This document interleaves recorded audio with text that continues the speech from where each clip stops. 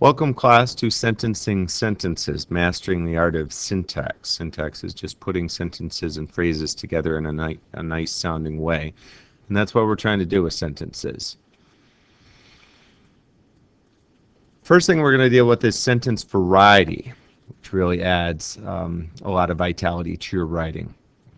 Consistent construction and incorporating quotes. We're going to take each of those. Each of those is going to be its own video. So our first one is going to be sentence variety. The objective with all this is to use varied syntax and consistent construction to enhance meaning or style.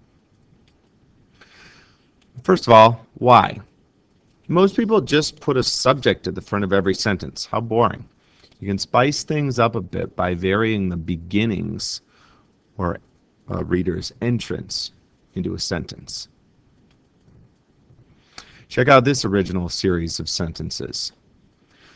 The tornado struck a small town. The tornado struck without warning. The tornado caused a lot of damage. The tornado caused a number of deaths. So how are we supposed to do it if we're not supposed to do it that way? One way is to vary the beginnings. Use modifiers. Here we have actually an adverb, unexpectedly, comma, the tornado struck the small town.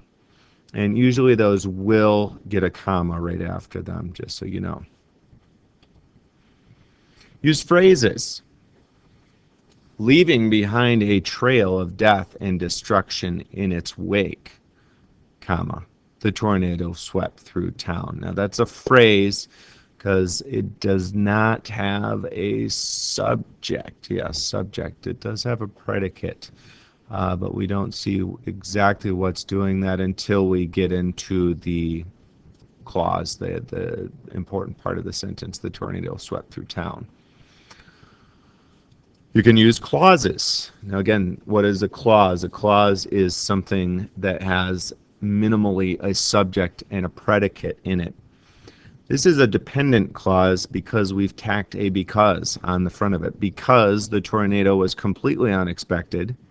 That does not stand on its own, but it does have a subject and predicate, tornado, and was completely unexpected, comma, it caused a great deal of damage. So there's three different things you can start with other than just starting with the tornado. And if you mix it up like this, your paragraphs will be more pleasant to read. Also, you can vary the arrangement of the material. First type of sentence that we talk about here is just loose. A sentence that expresses the main idea, an independent clause, meaning subject and predicate that can stand on its own, near the beginning and adds explanatory material as needed. Here's an example of that. Tornado struck without warning. That actually could just stand on its own. That's up at the front, causing much damage, numerous injuries, and several deaths. So we have some explanatory material that comes after that. You can also do what's known as balanced, a sentence constructed so that it emphasizes a similarity or contrast between two or more of its parts, including words, phrases, or clauses. Let's take a look at this. The tornado caused property damage and inflicted human suffering. The similar phrases are underlined. And we're actually going to return to this because that actually is consistent construction. When we're talking about the arrangement of material in a sentence, though, it's considered balanced. Actually, we have two more. Convoluted. A sentence that splits the main clause and places subordinate clauses and phrases in the middle. The tornado, comma, unexpectedly striking the small town, comma, left behind a trail of death and destruction. So actually, the two parts that are split are tornado left behind a trail of death and destruction. The part that was inserted was unexpectedly striking the small town. That makes it convoluted because it split that main clause that could have just stood on its own.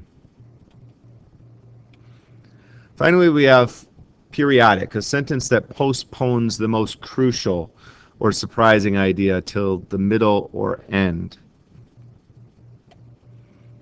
Here's one in the middle.